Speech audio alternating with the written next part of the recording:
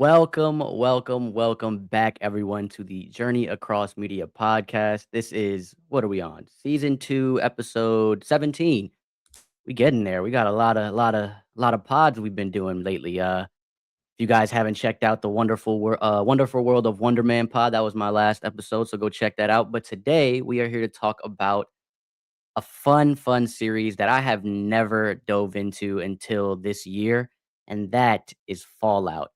My question to everyone here is, does Fallout make you want to play the game? And so today with me, I have wonderful guests. Starting off, my fellow agents of fandom friend here. I guess my fellow agents, the host of Agents of Fandom, TJ. How you doing today, bro?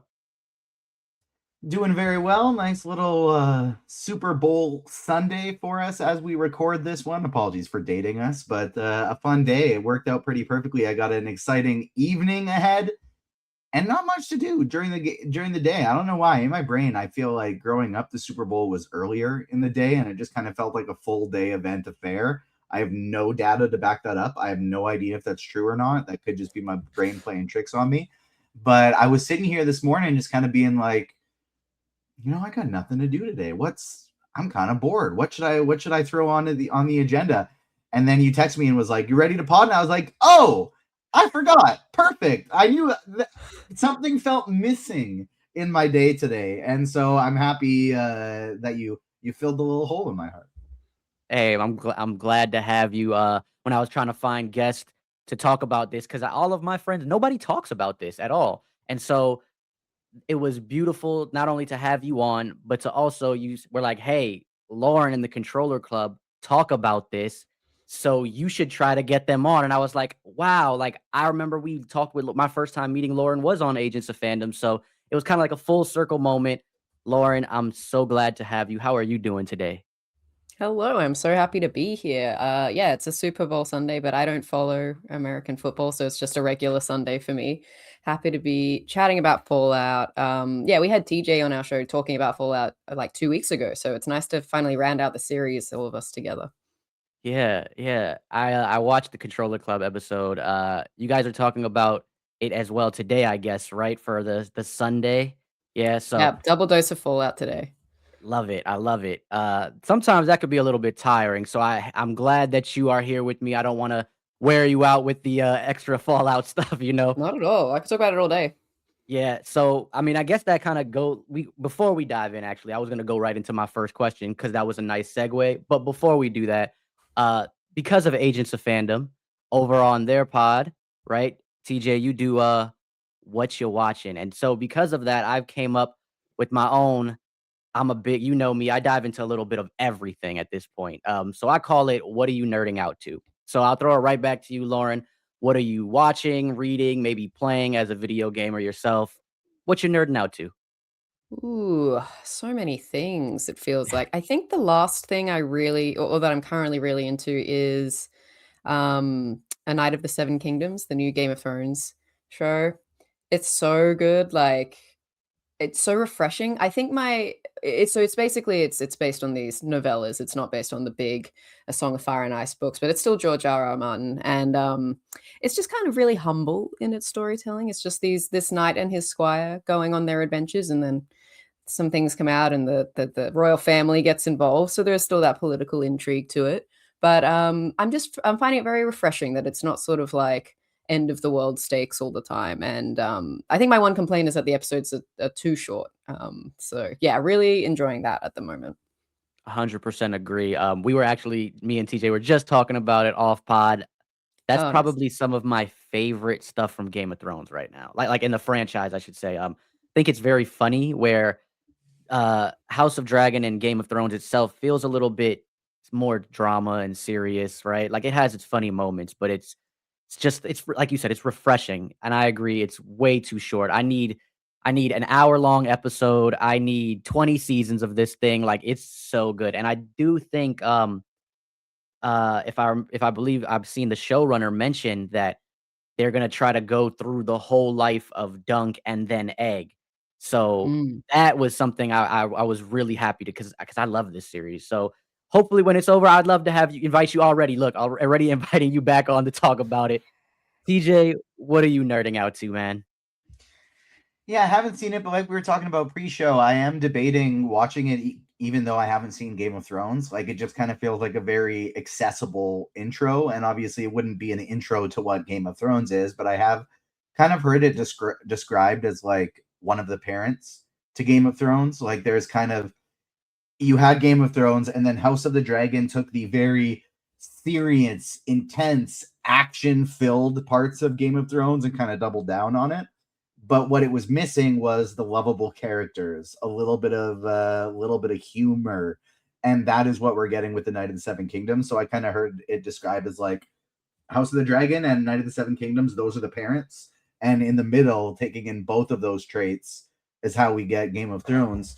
But these, you can still see the pieces of the Game of Thrones show, just kind of taking different elements of what made that show popular and mixing them into their own series. So it's definitely on my watch list. I think that's going to be the first Game of Thrones thing that I dive into. And then maybe when I, have some time next time, I have time right now, if I'm being honest, but next time I really feel like diving into something, Game of Thrones can be maybe bumped up my list a little bit higher.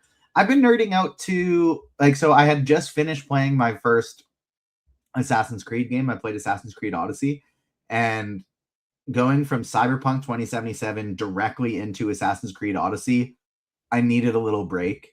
Like gaming was just occupying so much of my mind space. I was just thinking about my next journey throughout ancient Greece and how I wanted to I want to, try and what's the word I'm looking for? Give a redemption arc for my brother, or do I just want to kill this guy in Assassin's Odyssey because he's caused a lot of problems? And then it ended, and I was like, okay, I can't just dive into another game. I started playing Assassin's Creed Valhalla, and my brain just went, no, we can't do this right now. If you're gonna play something else, it has to be something mindless. And so what I've been doing is I've been reading the books in the Avatar: The Last Airbender series. I've done the first two Kyoshi novels, and I'm now on the second of the Yang Chen novel, about half of it left to go. And I've been listening to those while playing Digimon World Next Order on my PS5.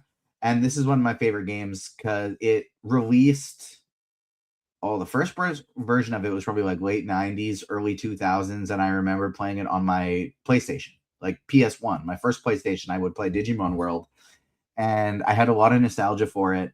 And then they remade it for PS5, but it's, they took out all of the bugs. They added in a couple new storylines. They modernized it, essentially. And it's the same game, but modernized. And it's basically like, it's very Tamagotchi-esque. Like, if you ever had a Tamagotchi where it's like they eat, they sleep, they poop, and you got to make sure you are taking care of them. But at the same time, you're going through like a story journey. And there are like times in this game where it's like, to get to a certain level of the story, you need your Digimon to be at their strongest point for you to progress. But they die after a certain time, and they're reborn into an egg, and then they start from their little baby form, and you got to work them all the way up, rookie, champion, ultimate, mega. And so training them to do that often will take like hours at a time, like to get like a Digimon from the in training level all the way up to a mega. Like you're sitting doing nothing other than pressing a couple buttons as like they're essentially lifting weights. And it'll take like hours and hours to do that. So it was the perfect mindless game to play while reading, where all I got to do is press a couple buttons and I can sit and just like really think about this world that they're describing to me in the Avatar universe. So mostly that. I was joking about it on the this week's Agents of Fandom show. We had Sean Mott, Metalcore Nerds, on. We talked a little follow-up, but we were also just doing like a bit of an extended shooting the shit, what you watching type thing. And I showed him my recent letterbox, and it's basically just like repeats of Frozen, Frozen 2, Moana, and Kanto. I think I'm at 2 or 3 Encantos, 4 or 5 Moanas, 3 or 4 Frozens, 2 or 3 Frozen 2s, all in the last 2 weeks, just because of having a nearly 2-year-old daughter. And so my movie watching has been slacking, but my work schedule is pretty light right now as I am sitting between sports. Football season ends today. Baseball season hasn't started yet. it's the all-star break for the NBA season. I work in fantasy sports. There's nothing really for me to do right now. And so I've been doing a lot of reading and playing some Digimon while I do it. You immediately got me with a question totally on the topic of what we nerding out to, but what does that letterbox look like for you? Are you writing reviews every time for Encanto, or is it No, I just just do like rewatches? the log again, Okay, and okay. that's it. It was, one of my fellow Agents of Fandom co-owners, Garrett Blaney. He was messaging me. He's like, "Hey, why have you fallen off Letterbox? Like, are you just not watching anything recently? I haven't seen you post in a long time." So I was like, "Fine, you know what? I'll post what I've been watching. I'll post what I've been watching." And it goes Encanto, Frozen, Frozen 2, K-pop Demon Hunters, Frozen. I added Watchmen because I watched that on my own, the TV series, not the movie, but I watched the HBO series Watchmen. Prime. Frozen, Mhm. Moana, Frozen 2, Frozen, Encanto, Moana, Moana, Moana, Moana, Moana, Thing, Scott Pilgrim vs. the World, The Wrecking Crew, Thunderbolts, Sicario. A couple TJ ones were mixed in there, but it was like 2 weeks of just Disney movie, Disney movie, Disney movie, and I was like, fine, let's put it in, let's put it in, let's put it in. And so it just basically like Moana 4 stars, Moana 4 stars with no like written review or anything alongside it. That's You must be funny, brother. like you must be like hanging out for Hoppers or something to come out to be like, oh my god, something new to watch. I mean, that's it. It's interesting. I don't know what it is specifically, and like 4 kids movies. Don't get me wrong. Encanto, Moana, and Frozen, 3 very good kids movies. But it is specifically with Frozen and Moana. It's fascinating to see like she's not even 2. She can tell what's going on, and she likes the music, but it's not like she's like diving into something and being like, this is my favorite because of this, this, and this. But it's so shocking how those 2 are just every kid's favorite. And I've tried to show her stuff from my youth, and she's like, no. She says next Mm. song. That's she wants to go to like something she likes, but I'll put something on like a Lion King, Aladdin, Hercules, and she watches and goes, no, next song, Elsa, Anna, Moana, and just like something in those movies, man, they just hit with those kids in ways that I don't know. I'll throw a question to both of you. Actually, what do you think is not your favorite, but the greatest Disney song of all time?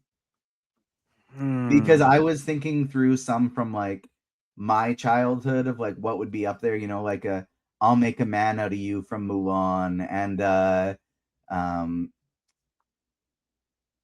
I Just Can't Wait to Be King was one I always loved, Yeah. but Hakuna Matata would be Mm. probably the one from The Lion King that gets up there. A Whole New World from Aladdin.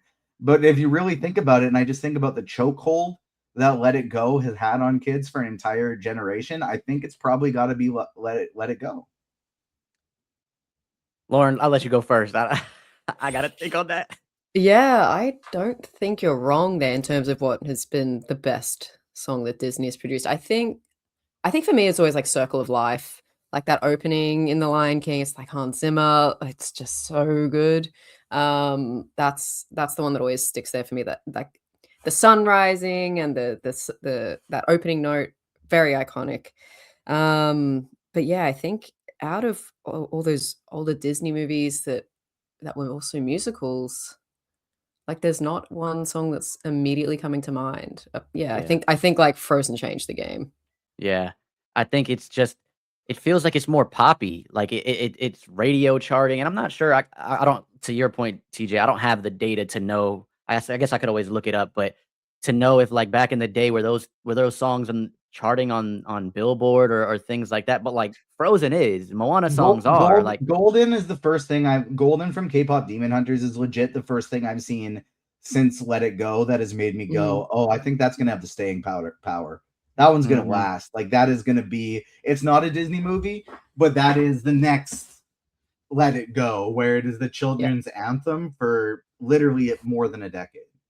yeah, But it's not I even see just a that. children's anthem. It's like I'm I like listening it. to that. I'm Like, Yeah. it's like it could be a modern hit for it didn't have to be tied to a movie at all. Well, that's Yeah. honestly, it's like they're all kind of like that in Frozen, where like if you listen to I just feel like I remember maybe I had seen it once, but I was a teacher and this song would always pop up in various places. And Do You Want to Build a Snowman? I just found so Mm. annoying. Like if I hear the words, "Do you want to build a snowman again?" when Frozen was in its prime, I was just going to lose it.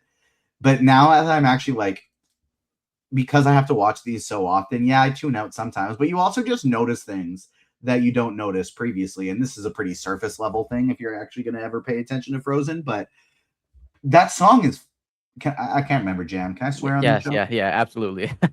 That song's fucking devastating. Like, absolutely devastating. You spent the whole time being like, oh, Anna's so alone. This is so sad. She just wants someone to hang out with. And then the end of the song, you see Elsa in her room, and there's just ice and snow all around her room. She has her head in her hand. She's just bawling because she can't leave, and she wants to be with somebody so bad, but she's too scared to hurt them. And so she refuses to leave that room. Man, it's traumatic. It's genuinely so sad. Yeah, I only seen Frozen I think twice, and it was like maybe 5 years ago. My niece is now 12, so this was when she was like around 7, 8 ish, something like that. And she's like, "We're gonna watch this, Theo," and I'm like, "All right, all right." And then I really understood everything you're saying. It's like, oh, this is like a classic for this generation of kids. Like, this is a Yeah. really good movie for them. Um, for me, to answer your question, I think this isn't the best from our generation, or not, I don't know. I don't even want to say my favorite, but it's in my favorites, like maybe top 5, top 10. But for some reason, I can't get Hercules' song where he's I don't even remember the name of the song, but when Zero to when he's Hero, I training, Can Go the Distance. I Can Go the Distance. I Can Go the Distance is like just it's giving me chills just thinking about it right now. Like, it's so good. I feel like it's so, I don't know. I don't want to say generational, but I feel like that in when I look at Disney's playlist, like on Apple Music, that's like one of them that stands out for me. Another one that I really like, which doesn't really, this movie doesn't really get a lot of love from Disney, and that's Treasure Planet's main song. Oh, I deep cut. love Treasure Planet, which I'm working on a whole video. I need a live action Treasure Planet. I need Mason Thames to play the guy to play Jim. It's just perfect. I think in this day and age too, like a Is that the main surfer character? Jim, yeah. I was thinking older. I was picturing like Jonathan Bailey. No, but he's like a Oh. teenager, I Is he a think. In teenager? I the haven't seen that movie in a long time. maybe you're right. I You just might saw. be. I haven't even seen the new Jurassic World movie, but I just saw nerdy Jonathan Bailey in that movie, and that made me want to see him as the Treasure Planet guy. I could see No, that. I think Jonathan Bailey is Milo from Atlantis. That's what I'm picturing in my Ooh. head. You're right. You're absolutely right. That's what I was picturing in my head. Oh, that's another deep cut. Why I didn't they mixed make those these up. I live mixed those action, two man? up. That's a good point. That's what I was thinking. They of. missed like a whole generation of like these great Disney movies that were they weren't like the Lion Kings, they weren't the Cinderellas, whatever, the princess stories, and they just never made it to the live action thing. Yeah, yeah. Hercules Yeah, was man. the first, like you brought up Hercules, and now I Can Go the Distance is stuck in my head again. But that was the first song. That was the first movie I ever went to in theaters. Was Really? Hercules. That Wow. was my very first theater experience. So that's Go the Distance means a lot to me as well. I was listening. I can't remember what. Oh, it was the Reckless Rebellion podcast, which is co-hosted by Lauren's Controller Club co-host Klein Felt, and they were playing a game where they were just asking like, "What's the greatest of all time of this? What's the greatest of all time of this?"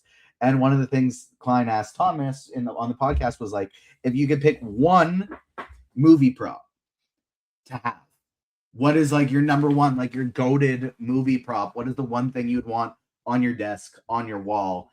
And this wouldn't be my number one, but the first thing that I thought of was I had so much Hercules merch from like being a toddler to little kid. I had all of the plates from McDonald's. I don't know if you guys remember the McDonald's Hercules plates, but they were different characters, and I had all of them from all the different colors. I had his sword, I had his bow and arrow. I would just want all of those back.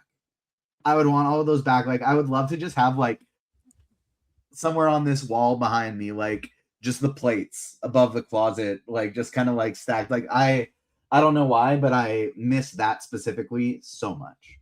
I actually loved I had the in the movie he had that like cup with the Yep. straw. Yeah, I pick had up that. the I remember. sandals too. Yeah. Oh my gosh. You're talking deep cuts here, man. Those were. You're wearing his merchandise, and the It hair's was just going up your so leg. good. It's so good, man. I think what I love about that movie, it's not really a prop, but it's like a in universe or meta type. I don't know if you would consider this meta, but like an in universe thing was Scar as the rug. Yeah, Oh man, that yeah. was just so good. Just so good. Um, TJ, I think the last time I had you on the pod, I was thinking about it. I was trying to look through my videos. Were we talking about, I think it was Superman and or Fantastic Four, something like that. I knew it was with you, AF, and I think it might have CJ was been in on. both. I think it was both. I think I did Yeah. the Super Fantastic episode. And then again, Lauren, this is your first time, so want to dive right into it. We're here to talk about Fallout. And I gotta ask, I asked you guys off pod kind of, but TJ, you mentioned you have never played the Fallout games. I haven't either. Lauren, you said you have. So I guess my question is, what Fallout game did you play, and what do you think about from what you've played, the adaptation that we're getting in this live action series? Well, it's like played with a bit of an asterisk because I've like tried to play Fallout 4 multiple times and I can rarely get more than like 5 hours in. I think Mm, it's I think it's just a like a gameplay thing. It just doesn't gel with me. Like, it's a Bethesda thing at this point, or at least modern Bethesda, because I couldn't do Fallout 4 and I couldn't do Starfield. It's just something in their systems that I'm just like, you're making it too difficult for me to enjoy this. There's too many things that I have to do. Um, but I was always like really taken by the world of Fallout, and I was like, I like love post-apocalyptic stories, and like the tone of this world is so cool, and the retro futuristic style. So I was always like really intrigued by the world, but frustrated that I could never play it. If they remastered some of those older ones, which there's lots of rumors that they're going to, I would definitely give it a go just to see if any of those older ones sort of like gelled with me. But yeah, it's been I guess like a unrequited love thing where it's like I want to play Fallout so bad, but I just know that I don't enjoy it when I do. But that's why I love the show, because now I get to experience it all and be in on all the lore and have another way to enjoy this world. yeah, I so I'm with you there. I guess the name of or title of this pod episode is yes, this show makes me want to play the game.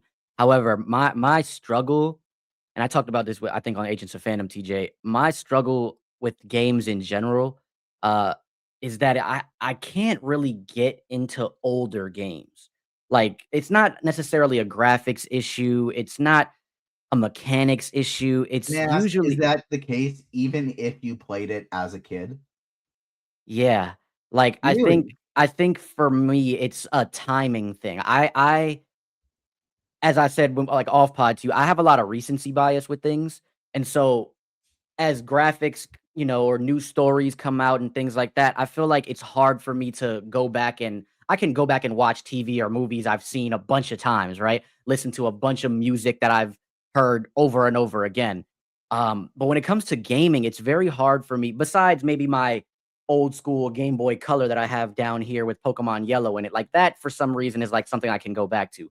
But games like The Witcher 3, which I've never played, I tried it. I probably got like 3 hours in, and I was just like, I'm gonna take a break because other things were out at the time. That's not even I, old.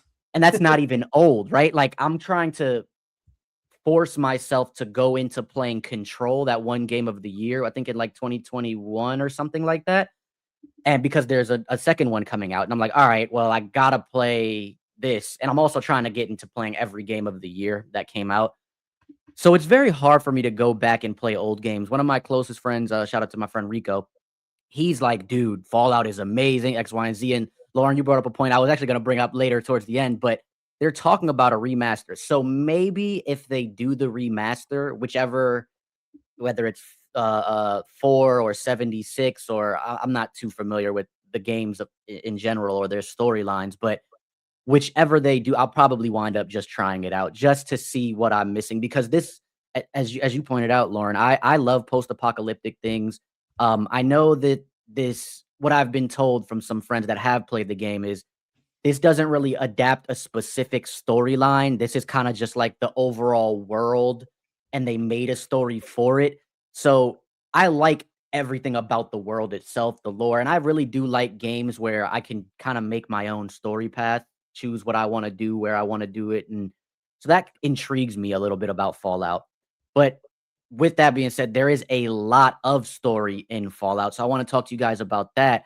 Um, there's, like, multiple storylines going on at the same time that kinda converge into one major story, right? We have I broke them down into storyline like 1, 2, 3, like, as my favorites, not necessarily who the main character is, but we got storyline 1, with the Ghoul, AKA Cooper Howard, played by Walter Goggins, and he's looking for his family, essentially. That's just what he's doing. He's trying to find his family if they're even alive, and where are they? And he gets basically that in this season. We find out the whole gist of that at the end in the season finale. We have, which I would say this storyline is actually storyline 1, but is the main storyline, and that is Ella Purnell as Lucy McLean, searching for her father, in this season 2, who is, Hank, played by I get his last name butchered all the time, but Kyle MacLachlan, I McLaughlin. think. McLaughlin, thank you. Um, and then we have storyline 3, which is Aaron Moten, who plays Maximus. And he's basically trying to get back to Lucy after he had betrayed the Brotherhood of Steel. And you have subplots as well, like with Norm, who's played by Moses Arias, trying to escape, and the whole original Vault Tech employees. Then you have another subplot with like the Vault dwellers, like Chet, who's Lucy's cousin, and he's played by Dave Register. Register? I think it's Register. A whole ass incest plot line.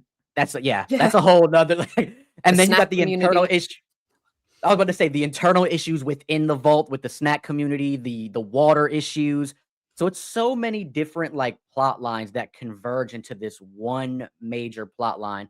I want to ask you guys, I'll throw it over to you first, TJ. Do you have a favorite plot line that you would like to see maybe them dive into a little bit more, or you think that there's something that's too much and maybe they should give less? Kind of like a double question there. I do. There's one specifically on each of those sides that to me this would be. There's a much better show within Fallout, and that's a story that is following Lucy and the Ghoul almost exclusively, with basically the one side story being Maximus, and he weaves in as a main character as well. But almost anything involving the Vault, I don't really care about. The only thing involving the vault that I was really interested in was specifically the mystery involving, I don't remember the character's name, but the woman with the eye patch, the Canadian. Steph. Steph. Yeah, Steph. Steph. I found the stuff involving Steph interesting because it to me was like a full-on mystery that I wanted the answer to. Who is she? Who is she serving? Who's her boss? And so getting to see the stuff with her and Hank later on towards the finale, that actually I found very interesting. Everything else with the Vault, just get rid of it. I don't care about the water shortages. I really don't care about the inbreeding support group. Like, I really thought that was going to lead somewhere, like, and that was going to have more of a purpose than it did. It really didn't. It really didn't even end up going anywhere. And I guess it was supposed to be comedic relief, but like anytime that group was on there, I just didn't care. And it was more noticeable just because there are so many storylines in this show that it's like anytime you're on one of the ones you don't care about, it's like, okay, get me back to either this one or this one or this one. It's just more jarring because of how many there are, because you don't really want to break from the ones you like because you don't get enough of them. So I do think Fallout is a very good show. Season 2 is a very solid show, but I think there's a better show within it, and that's spending more time with Lucy, more time with the Ghoul, and even like Cooper Howard flashbacks. I'm all in on those. Those are great. It's just specifically the Vault Dweller stuff that it's like, I don't really care about. The stuff with Rico from Hannah Montana as like Lucy's brother, now that he's out of the Vault and trying to escape, like I do actually, that storyline did hold me, but specifically the inbreeding support group, it didn't do it for me at all. Man, wait till you get to Game of Thrones, brother. That's all I can say is wait till you get to Game of It's not Thrones. even that they were like, it's not even the fact that they were inbreeding. Like, it's not like it's not like that hit me where it's like, that's too gross for me. You know what I mean? Like, it's a show with insane amounts of gore and crazy stuff. And so it's like, it's not like I was watching that being like, ew, can't do it. It's more of just like, why the fuck is this here? Who is this for? Yeah. Like, it just kind of felt like it was there just to make a silly joke and for no other reason. I feel like I'm with you. I think the only other reason was to show like the political aspects, and that was it. And I didn't like, to your point, I didn't really need any of that. Like, I think that's my thing. Laura, how about you? Do you have the same sentiments? Yeah, I think to me, overall, Fallout Season 2 is like the most obvious thing to me is that it's like this is a show that is so clearly like a byproduct of the success of season 1. It's like they released the first season, sort of tested the waters, people really liked it, and they're like, "Great, we're good to go for another season." And then I think they got the season 3 renewal pretty early, so I just feel like they knew that they had more runway, and so this almost feels like it's like season 2, and then it's like 2 and 3, I feel like will be like 2 halves of the same story, and I feel like a lot of those, like, ancillary subplots this season will be important next season, but it's just like they did tell their full story this season, and I just don't think if that was the case, they should have probably held it for next season, or yeah, or like cut one storyline and saved it for next season or and told the full storyline this season because yeah, having like little bits of the Brotherhood of Steel, little bits of the Vault and the 3 different Vault subplots and all of that kind of resulted in there being like less of the meat of this season, which was New Vegas. Like we finally are getting to this awesome video game location, and I feel like we still didn't really scratch the surface of it. So I mean, I don't think they're leaving New Vegas anytime soon. I think that's still gonna be, like, present next season, but it did sort of feel like there's too much going on, like, you're spreading everything super thin, so it's like, I'm interested in bite-sized chunks, but I don't feel like I have a complete narrative arc. It just felt like we're leading up to something bigger next season. It just felt like there was a little bit too much, like a little too much dip on the chip for them to capitalize on all of it. Because we had like that Ron Perlman super mutant tease, I feel like was supposed to be like a real cool setup. But instead it just felt like a wait, what was happening here? Yeah. Why wasn't he just here? Is this guy gonna come back in the finale? I was sitting Yeah. waiting for have him come back in some scenario, which I'm sure it is a setup for something a long way down the road. That's television. You got to look at long-term storytelling as well as the short-term. But there were just so many things that they were trying to weave in. Instead of a fun setup tease, it more so just felt like one of the billion things that we got, and you got to try and figure out which one of those is going to be important. And that one does feel like it's going to be important, but it kind of lost some of its lust there because it felt like just a forgotten moment as opposed to a big tease. What I will say is I don't think this is a negative actually, but this is something we talked about on the Agents of Fandom podcast this past week as well, that this show leaned into season 2 leaned into the video game fandom side, I think, a lot more than the casual viewer side did in season 1, where season 1 was like, you don't got to watch, you don't have to know anything about Fallout. And this is a cool story in a cool new world. Season 2, I do think, leaned into getting excitement and getting reveals from like game Easter eggy stuff, which didn't hit quite as hard for me as somebody who hadn't played the game. But I don't think that's a negative. It is a video game adaptation. The fans of the games, the people who this show is above all else made for, there should be things in that show that reward them and make them feel excited. Because like I was on the opposite side of this for Ahsoka, where so many people's biggest complaint with Ahsoka, and I think it was a fair one, where it was like, all these emotional payoffs aren't emotional for me because I haven't seen Star Wars Rebels. Whereas I'm watching that going, there's nothing in all of Star Wars I care about more than Star Wars Rebels. And so hearing Hera, I'm home from Ezra Bridger, just like even me just saying it still makes all my arm hair stand up, still gives me goosebumps. That was for me. I don't care who disliked it because they didn't see Rebels. I'm sorry that you didn't get to experience something so incredible, but this show was for me. And so I can't really complain about it on Fallout when I'm on the other side of it, where it's like, do they lean into some of the things that I don't necessarily have as much emotional investment in? I don't get excited about when they name drop something because I don't know what it means, for sure. But I am actually quite happy for the people that do have played, are invested into that, because I'm not going to have that for every single show that comes out, and that's okay, because it's for the people who have it. That's why it's there. You know what that reminds me of? I feel like us as MCU fans we got to realize how spoiled we are, right? Because I think the MCU does such a great job of making this its own thing, but giving us those Easter eggs as like a comic reader or a fan that grew up with some type of cartoon from the 90s, whether it's X-Men, Spider-Man, whatever. So I think that when I think about Fallout, it's like maybe they could have done something where it's kind of like you said, season 1 was a little bit more along the lines for general audiences, where this one is more for those people that have played the video games. But if they would lean more into like a balance, giving us those Easter eggs while still, I feel like this season was like it had a lot of filler. Is the Mm. best way I could say it. Like as an anime fan, you got a lot of filler. You got stuff that's episodes where just to get the plot moving, right? To get to the next episode, to get to the next arc, to get to the next saga. And I feel like with Fallout season 2, there was a lot of that, but within episodes. Like in the episode itself, you're focusing, like you said, TJ, on the ghoul, Walter Goggins' character, and then Lucy together, or Maximus, or whatever the main you feel like the main story is.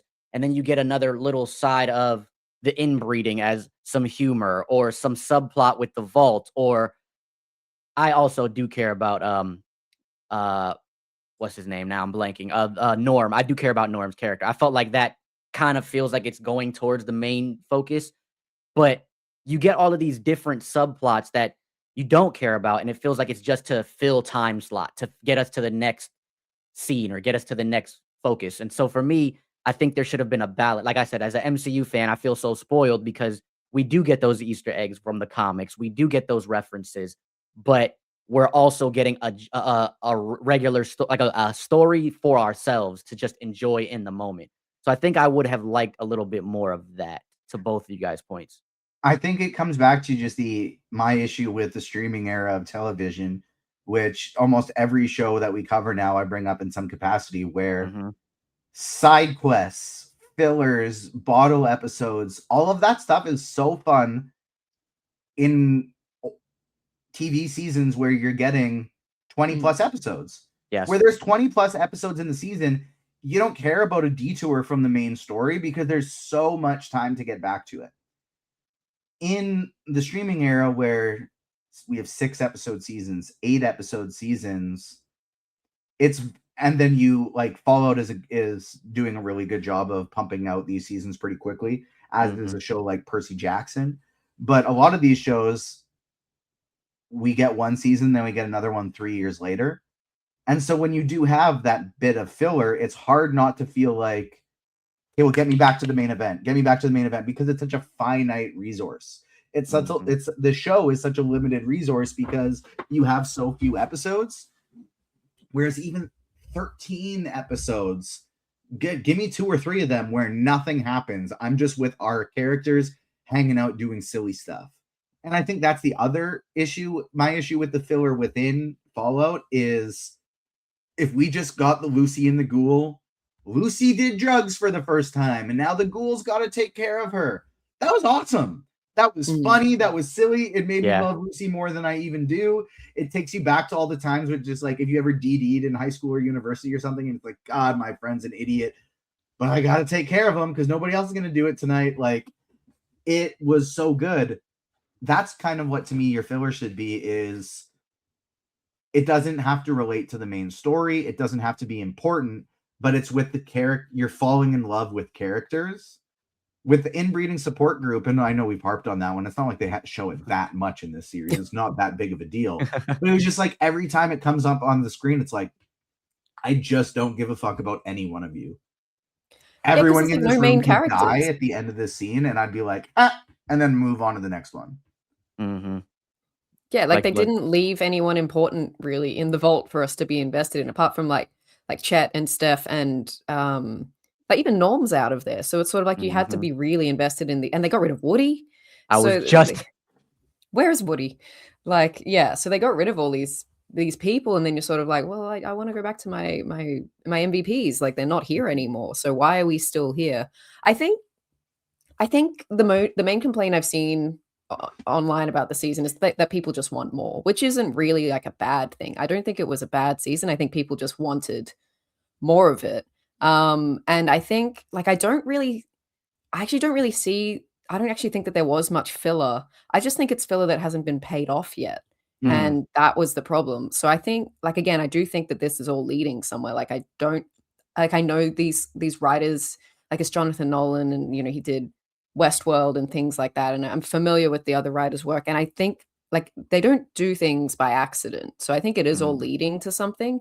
I just think they didn't pay it off this season, and even, like, in that final episode, it felt like a huge cliffhanger, right, for, like, what we're gonna go to next. It was all, like, table setting for what's coming next and this larger plan that they've got going, and I think the problem when you do that is, like, yeah, people just want more straight away. It's like if they released Avengers: Infinity War without Avengers: Endgame straight after is half the story. That's a good point. That's a really good point. And you mean you made that point earlier, like, a lot of this stuff will probably pay off in season 3, right? It was kinda like a two-part story, whereas season 1 had kind of like a fulfilling moment at least at Mm, the end of it. So that's a really good point. I didn't think about that. I think TJ, you brought this up. I could be wrong. Someone mentioned the flashbacks, and I wanted to get into that because for me, as a CW Arrow fan, mm. it felt very much like Arrow, where I'm in the main timeline present, and then we go right back to the past with all these flashbacks, getting some more like plot details of how we got here and things like that. Um, I actually really like that, and a part of me in some of this aspect would have liked to see more flashbacks to how we got to where we got to. And I think that they did a good job. Like, I feel fulfilled, don't get me wrong, but it's some things that I still was like, I feel like there's stuff missing. And I'm pretty sure to Lauren, to your point, we're gonna get even more of that next season. But I wanted to ask you guys, what did you think? I'll throw it right back to you, Lauren. What did you guys think about the past and present sequences?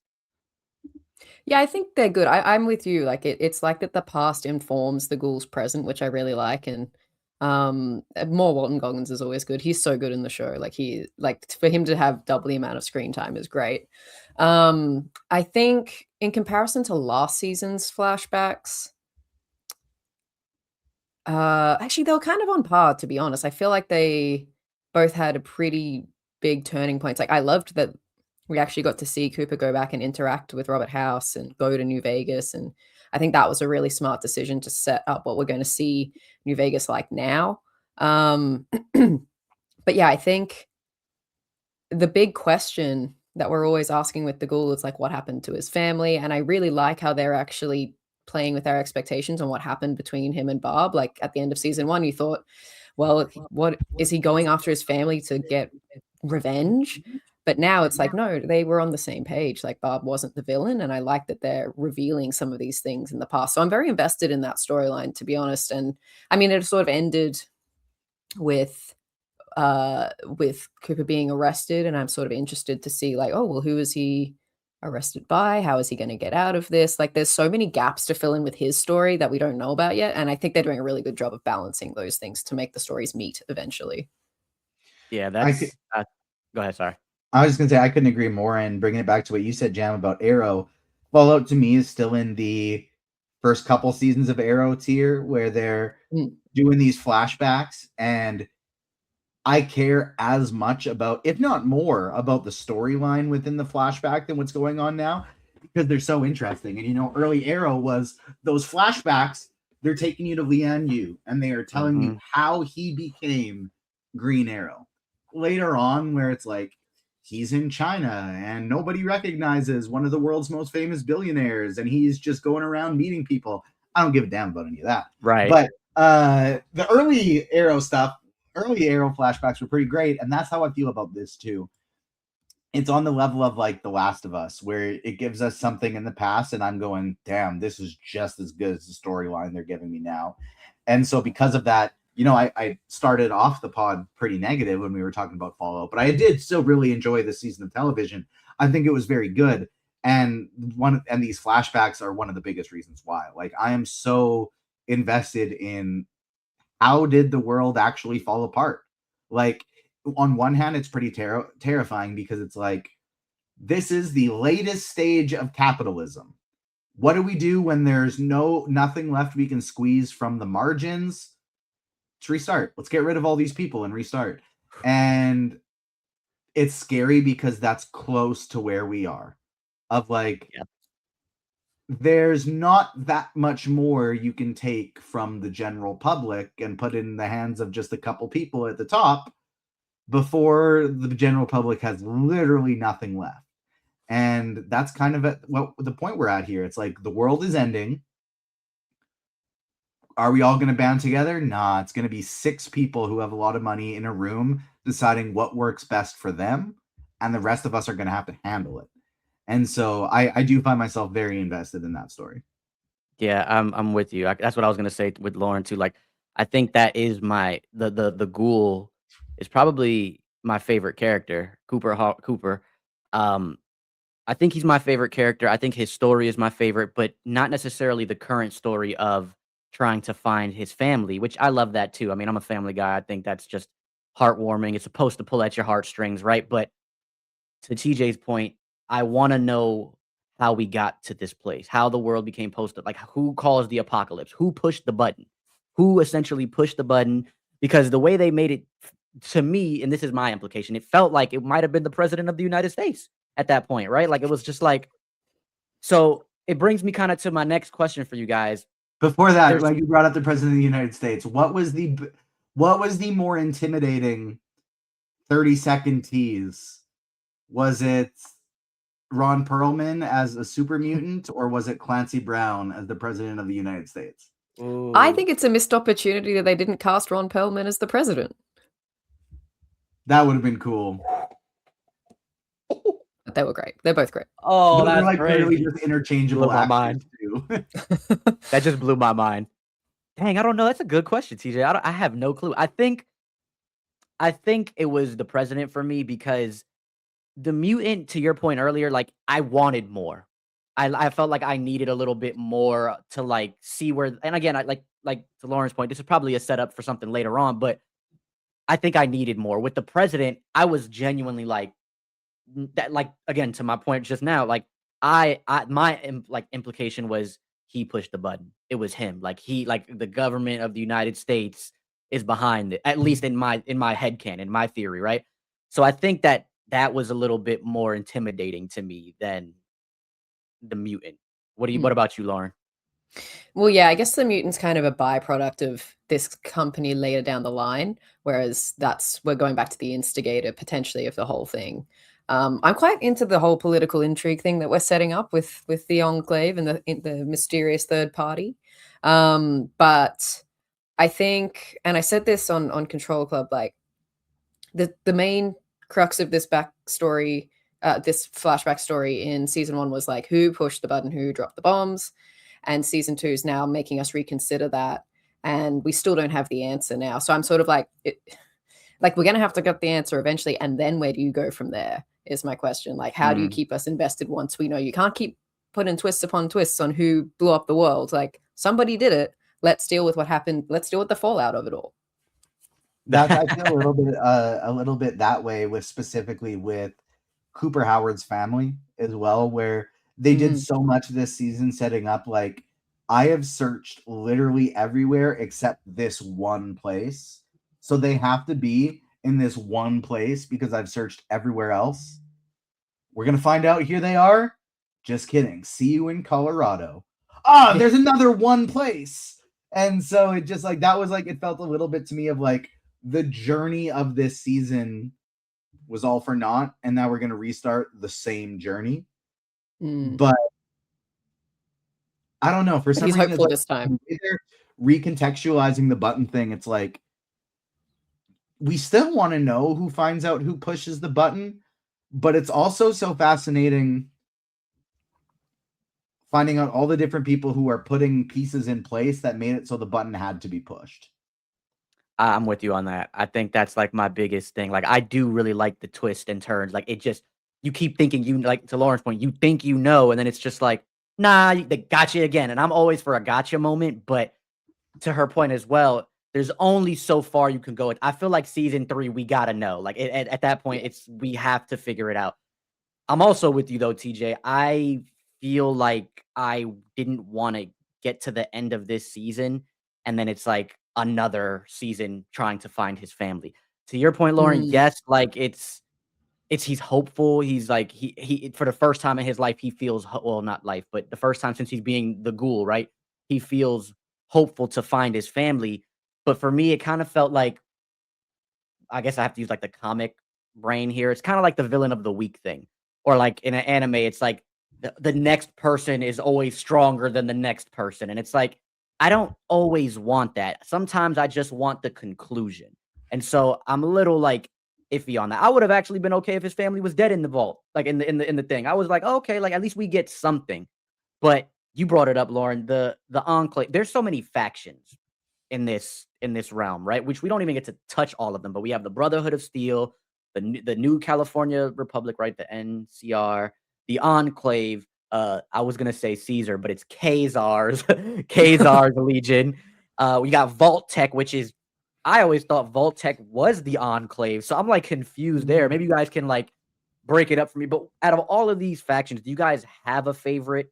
And then also the bigger question I have is with this whole war coming, right? Like at the way that they teased at the end of season 3. Did that not feel like almost the same ending of season 1 with the Brotherhood of Steel coming to find Maximus?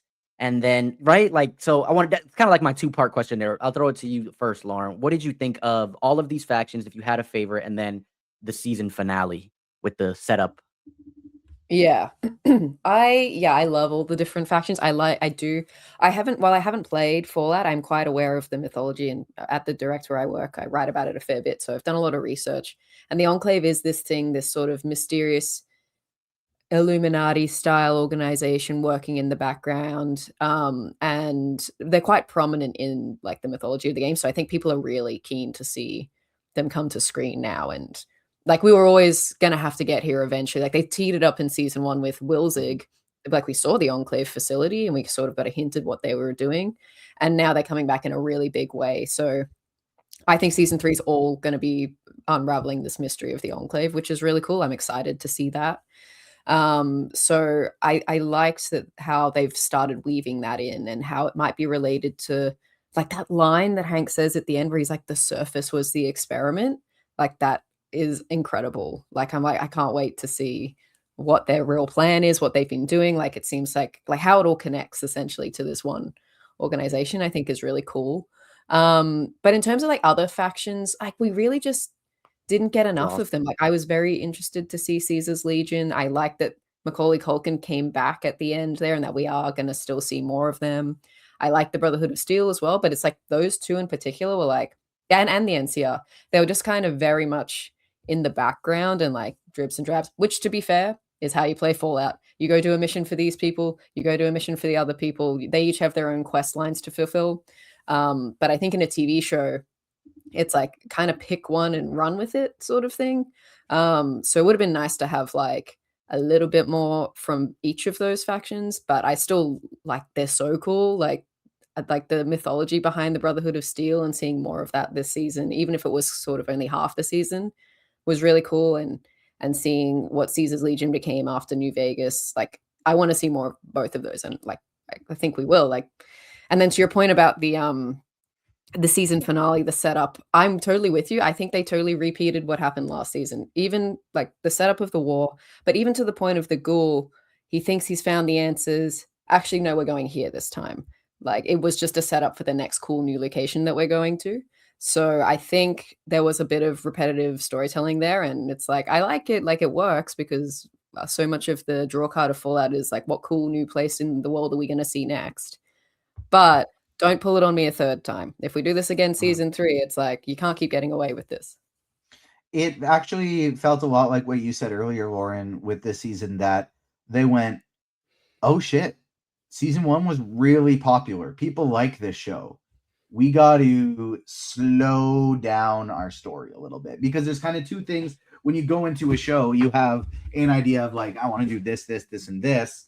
And then if it gets really popular, I feel like you kind of have two options. Are one, do we complete the story that we were telling and then start a new one? Or two, do we stretch out the story that we've been telling? And I Mm. think I felt parts of this when I was watching the new season of Shrinking as well, where there are parts in the third season where it seems like, they have stated their original plan was 3 seasons. This show was so popular, they're going to go more than 3 seasons. Kind of seems like they're waiting to wrap a few things up that may have potentially been wrapped up earlier. I did feel that a little bit with season 2, as they kind of just went, ooh, this show is really popular. We got to make sure some of these plot events happen further down the line than maybe originally planned. Yeah, I think my biggest complaint was show me the war. Like at this point, like we've kind of got that teased throughout the whole, or maybe not those two factions, but at least with Caesar's Legion, right? Caesar's Legion, we got this whole tease. I just feel like that's the best word I could use, like this tease, and I'm like, I just want to see it. I don't. For me, when it comes to anything, television, movies, video games, I'm more of a show don't tell me person. Yes, cool in context, it's great, but I don't want to be teased with it just to then it's like, is that gonna be the way season 3 starts, or we're gonna obviously have like a not obviously, but what I feel like is gonna happen is a setup with Lucy, a story, like, some story with Lucy the Ghoul and Maximus, whatever, and then maybe halfway into the first episode, they're gonna talk about in context what happened in the war. So they won't actually show the war. It's gonna be more so them having dialogue behind it. And I feel like when you tell me something happened instead of showing it to me, specifically something that could be action packed and really great visually on screen, it's kind of just like now that's just me being negative and hoping that and trying to be hopeful like they do show it. That's like an expectation I have for season 3. It's like a little bit more on they're probably not gonna show me that war. It was just they set it all up for the end, because again, that's kind of how it felt with the beginning of this season, coming from the end of the first season, right? We get Maximus with the Brotherhood of Steel, but now Lucy and the Ghoul are just on some trip together, and she's a great shot. She's a great shot. They're a team. Like she's shooting dudes in the behind to hit another guy in the leg, like or whatever, like to save the Ghoul, things like this. So it felt like they're gonna. If to me, it feels like they're gonna do the same thing. But my question to you guys is, what expectations do you guys have for season 3? TJ, I'll throw it right back to you. Yeah, you pretty much described my ideal season 3, where, you know me, I love a squad. So I want Maximus, Lucy, the Ghoul. I want them together. I want them all going to Colorado on the same quest to find, whether it's just, to find Cooper's family. They're back all together, and then have the plot essentially be Assassin's Creed Odyssey. And I mean, partially that's kind of just stuck in my head, but you got this war with these two opposing factions, with the New California Republic and Kaiser's Legion, and essentially like Athens and Sparta in Assassin's Creed. And you are trying to find your family, the Ghoul, Cassandra, who I played with in Assassin's Creed. You're going to try and find your family, and all the while, you're weaving your way through this war, and you're going to have to get involved. Sometimes it's helping the one side, sometimes it's helping the other side. Which side do you help more? Are you going to turn the tides of this war? You don't want to be involved. You're just trying to find your family. That's kind of my ideal season 3, is it just being that. They have a quest, they have a place that they got to get to, and all along the way, they have to interact with this war, playing both sides of it, because ultimately what's most important for them isn't who wins, but that they make it through to the other side. How about you, Lauren? Yeah, I think, and for everything that I've said about like, similar to TJ, everything I've said that may seem negative about like, things that weren't paid off this season, like they've done a really good job of setting things up for a really big season 3. Like I am still super invested to see everything be paid off. But I don't think that Lucy and the Ghoul are back together next season. I think Ghoul's on his own journey now. I think he's going to Colorado and he's going to figure out what's going on there, probably some Enclave related things. And I think Lucy and Max are in the war. Like they're in New Vegas as Caesar's Legion's coming in. They've got the Brotherhood of Steel going on in the background that obviously Max is still connected to. We didn't even talk about Thaddeus. He's turning into something. They're going to have to deal with that. I think that will probably relate to the super mutant storyline somehow, but that's still going on there. So they're still there, I think, dealing with all of the New Vegas stuff. I don't think they're going to immediately go after and reunite with the Ghoul because there's no reason for them to. Like Lucy and the Ghoul were only together to find her dad. We still got Hank and all of his followers. What happened to them? Like when she killed the head, were they all freed? Like, does she have to deal with them as a faction now as well? There's just so many things to deal with still in New Vegas. I think we're going to be there a little bit longer. And that's okay because I still feel like I've got more of New Vegas to see. I still want to know what's going on. Like his house still operational secretly. So yeah, I think there will be that storyline with the looming war. And then I think we'll have the Enclave stuff, which will mostly be seen through Cooper Howard and the Ghoul side of things. And that sounds pretty good to me. Where I don't know where it all fits in is the Vault. Like I'm still waiting to see how that comes back around. Like I thought Norm's storyline at the beginning of the season had so much potential with letting all this management go onto the surface, and now they're all dead.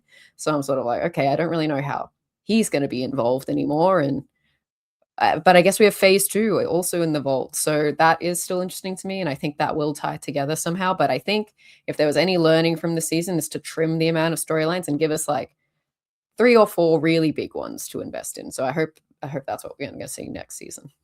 That was really my thing too, is I can't believe they killed all of those people. Norm, like they threw with the roach farm. And I just couldn't, like, I was like, it just, to me, it didn't add up. But you guys kind of nailed my expectations.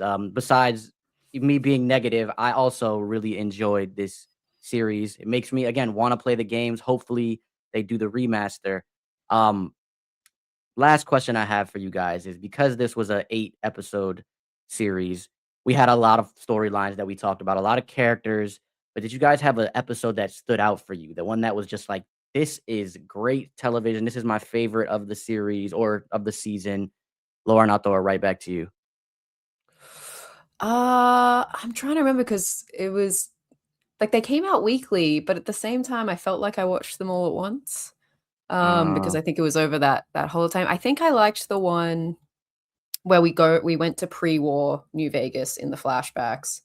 And then I think it was the same episode, but it was also the one where Lucy and the Ghoul had their like punch up and Ghoul ends up impaled on a pole. I thought that was an amazing cliffhanger. That's my and favorite. It was such a good episode.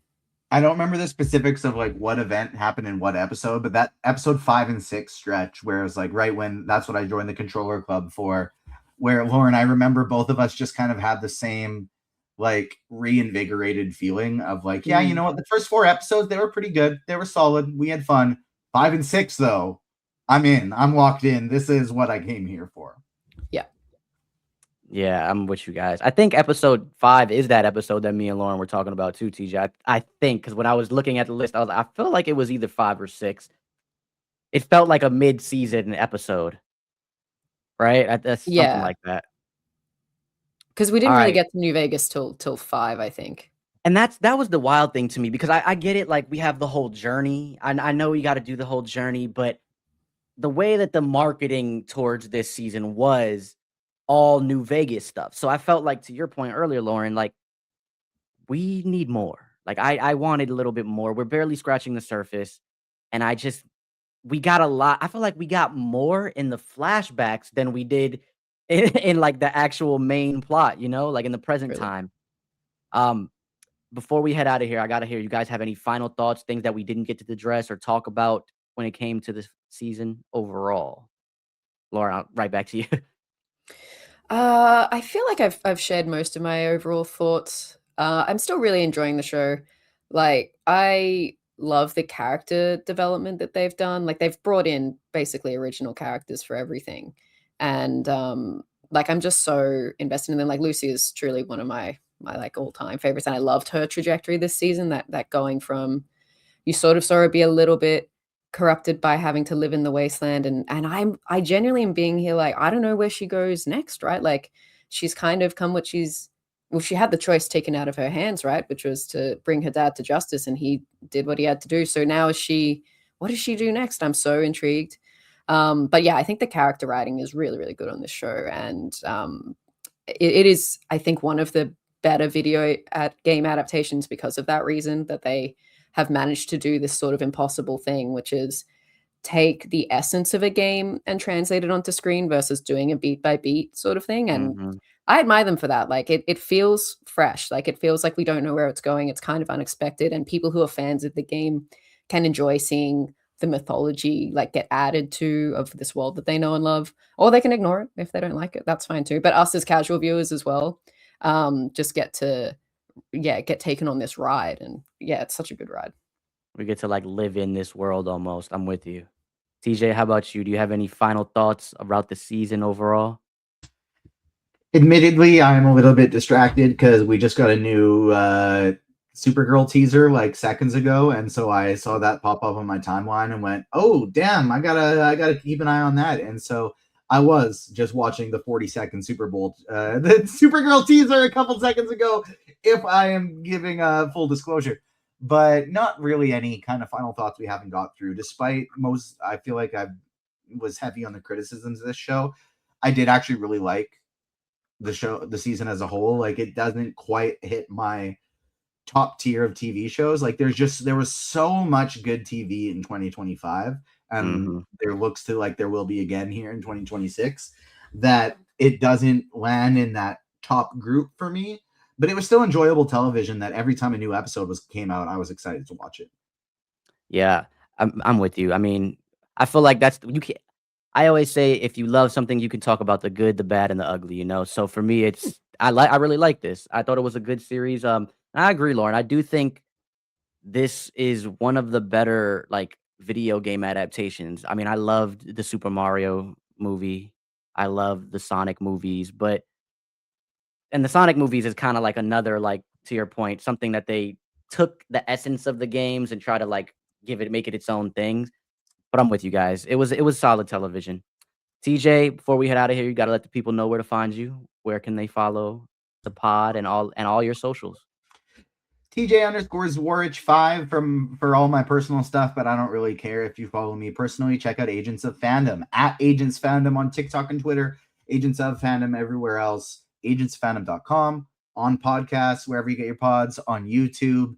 Check us out. We got a lot of fun stuff coming and already posted. Some recent articles we've just dropped. We have our Send Help review from Ryan Cortero. I dropped a Wonder Man review. Sean has been ranking the top 10 most anticipated TV and movies of 2025 or 2026, sorry. And Jam, you just dropped an awesome article breaking down the announcements from the Dragon Ball franchise, with new Dragon Ball Super coming, a new video game that looks really cool, and some more stuff from that. So check out the website. In terms of YouTube and the podcast, pretty chill stretch right now. Like, we just did our Fallout Season 2 review as well.